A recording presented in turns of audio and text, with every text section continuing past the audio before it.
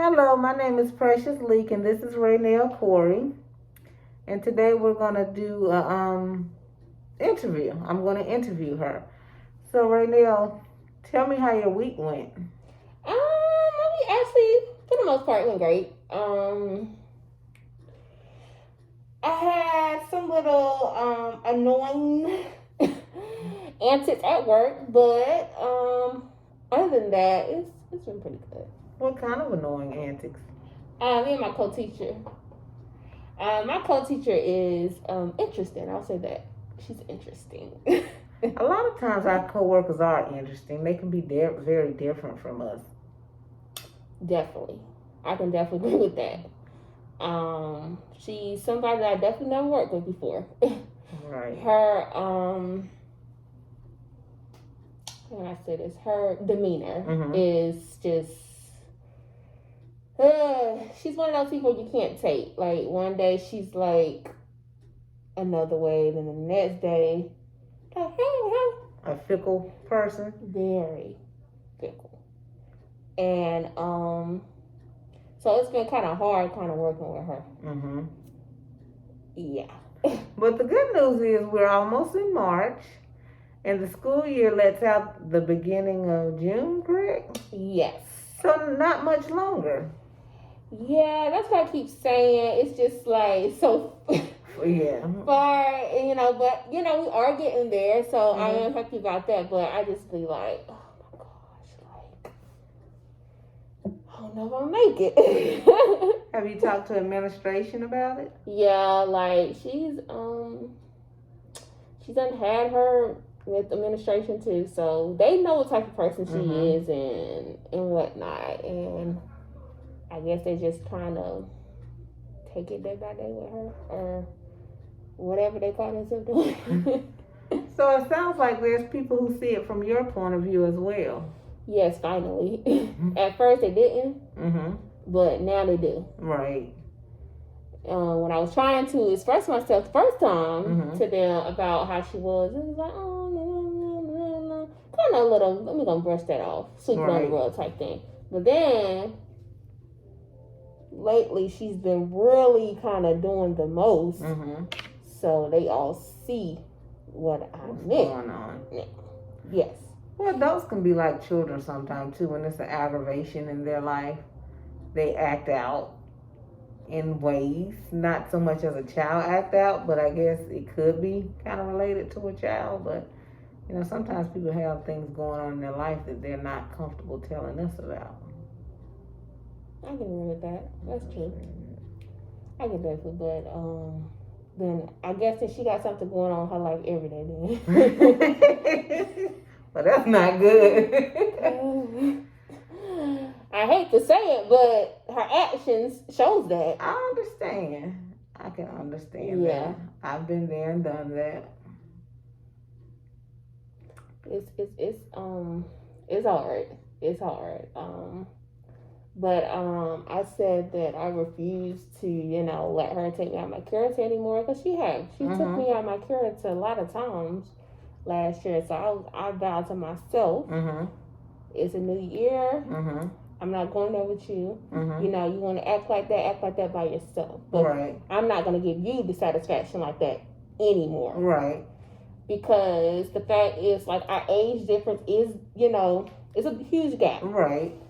She's actually the same age as my mom. Interesting. So a lot of times when I really wasn't trying to go there with her, because it's like disrespecting her, it's like disrespecting my mom. Right. But then on top of that, I can't allow you to disrespect me, because at the end of the day, I am an adult. Well, you have to give respect to get it as well. So you do deserve to be respected. Exactly. And she has no respect for anybody. And the problem with her is the way that she talks to people. She doesn't address people in a respectful manner. And that gets under my skin. That irritates me, because it's just like, who is you talking to like that? Because I don't talk to you like that, so please don't talk to me like that. I can understand that. And that's where a lot of our problems came in at, is because I'm just not going to allow you to disrespect me and talk to me in a disrespectful manner. We have to have boundaries. And it sounds like you've planned and implemented some goals for yourself. So how's that working out for you? Good. I just, to the point, I'll just ignore or just call it for what it is, or, because I am the assistant in the classroom, but I'm also, and I'm an assistant in the class, which I am a huge asset to that class. Exactly. Maybe even sometimes more than her. So my thing is, if I just up and quit, what are you going to do? Right. Because everything is going to fall on you then. But the thing is about her is the way she acts, you need to work alone. You need to carry this classroom by yourself and do everything by yourself. But you can't do that. Right. Because you'll be stressed out to the max. Right. If she'd be left with that duty, handling all that by herself with no help. So that's why I just be like, well, I don't understand how you be trying to act like this. Because I'm like, honey, I'm the asset to this classroom. Right. Bottom line. So if I do not help you, you're going to be in a mess. Or if I just, like I said, jump up and quit, you're going to be in a mess. Because then everything's going to fall on you completely. So that's why I'm just like, you need to watch yourself. Right. So it sounds to me like you know your value, you know your worth, and you know what you're going to put up with and what you're not going to put up with. Because you had a pretty stressful school year working with your coworker. But, I can see that it has caused you some form of anxiety. Well, I'm not going to say cause you anxiety, but at times like it could have been excessive worrying. But it also seems as though you're handling it very well because, you're using your hands to, gesture how important it has been, but your face remains neutral, so it seems as though you have it under control. Yeah, for the most part. I can agree with that. And, with us wearing these masks, this helped me to save a lot of face. And a lot of times, just wearing this mask, I say face light. So most of the time, I'll just turn and it's like roll my eyes or just Well, it's an emotion, and we are all entitled to our emotions. Definitely. And that's why it's just been like really stressful. But the school year has not been bad because it's just dealing with her, working with her has made this school year just stressful, and it's just like it's like I'm just over it. Like your master is over it, right? Yeah. Exactly. I think I need a couple more of these in different colors. And I really am. I'm just like really over it. I'm really over the school year. I'm just like, it's like my interest is just like not there. Declined. I come to work, basically come to work. It's like I'm still here for the kids because I still love, I love my babies. But it's just like I don't have that drive and the ambition this school year. When you're in a tough environment, it's hard to be enthusiastic about what you really do love to do. Yeah, and so that's the hardest thing. Just like, because I'm like, before she came, like, I'm happy-go-lucky. Like, hey, I don't mind coming to work. But now, if I got dread to come to work, because it's just like, oh, I got to deal with her. I don't know what type of mood she's in today. So, to my understanding, school, you work, what age group do you work with? I work with pre-K. So I work with 4 and 5 year olds. Are they Monday through Friday? They are Monday through Tuesday. Well, yeah, you can say that. I have the kids in person Monday and Tuesday, and then we teach them virtual Thursday and Friday. So you're not, are you in the class with her virtually? Yes. Without children. Without children. So that kind of makes it even harder because you don't have the kids in person to distract you from one another. Yes. So that's 3 days where I'm interacting with just her. Just have to deal with her. Right. So it's challenging. It sounds challenging, but you do have goals. You have implemented those goals. And the upside is that, the school year is not over, but it's getting to that point. And there's always next year. That's true. It's just like, for some reason, I don't know, with this school year, it's just like, it makes me don't want to teach next school year. Mm-hmm. It's like, I don't know if I want to continue after the school year. Because, I don't know, it's like the school year starting to kind of scar me. And you don't know what you're getting in the fall either. Exactly. So I'm a little nervous. Mm-hmm.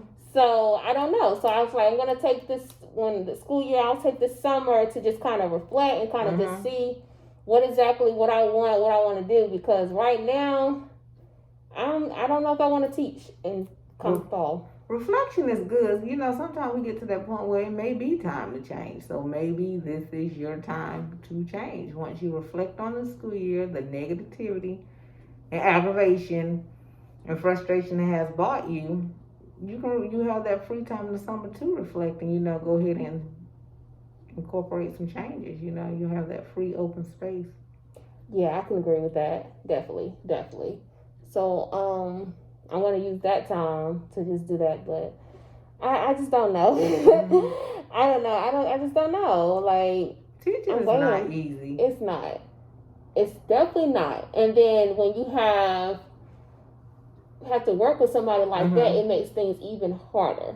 And sometimes our love for children, sometimes the other background things we go through kind of outweighs our love for teaching the kids. I know it sounds kind of selfish, but the background mess could be a lot. So you can't focus on the kids. You know, like as you said, the joy is not there because even the background is, you know, compromising what you like to do.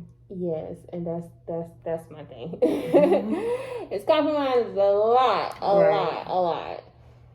And I don't know. I guess I could just take it one day at a time, but it's hard. It's hard.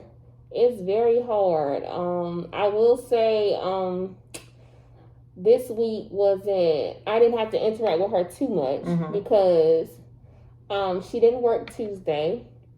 I didn't work Wednesday. And then she didn't work Thursday. But then she worked yesterday, Friday. So I only had to interact with her twice. So I only had to see her Monday and Friday. Well, given that you've been to administration about her, what are they going to do? Do they have, you know, told you anything that they will do to accommodate you, you know? No, and see, that's another thing, too, why I'm just, like, undecided as well with teaching. Or I can just say with this agency that I work with altogether, because when I came to them last year with the incident that happened between me and her, basically, you know, she basically wanted to fight me. Oh, wow. In front of the kids. And they was not really receptive of what I was saying to them. Like, they basically kind of, to me, like, something in the world. They didn't take it serious.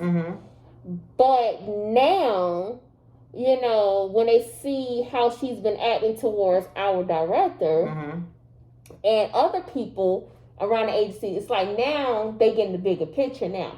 So it had to happen to them for them to see. Thank you.